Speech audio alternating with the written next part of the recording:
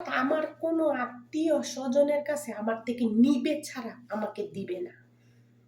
এটা হয়েছে আমার আত্মীয় স্বজনের বাস্তব কথা। কি হয়েছে আপুরা ভাইয়ারা, তারা কি জমিদার? আমি কামলা, আমি কাম কইরা খাই, কিন্তু আমি শান্তিতে খাই। আমাকে মানুষে বলে আমি কামলা। আমার কিছু আত্মীয় স্বজন আছে আমার কয় আমি কামলা। আমার কামলার টাকা দিয়ে একজন পুরুষ প্রবাসে গেছে, আমার কামলার টাকা দিয়ে ওই একজনের স্ত্রী স্বর্ণ গড়াই দিতে পারছে, আমার কামলার টাকা দিয়ে ওই একজনের মেয়ের চেইন বানাই দিতে পারছে, আমার কামলার টাকা দিয়ে তাদের স্বপ্ন পূর্ণ করতে পারছে।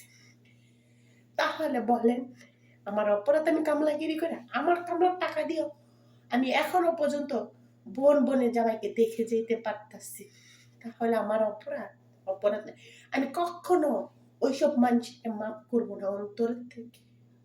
আমার বলতে কেউ নেই, আমার পায়ের নিচে আমিও।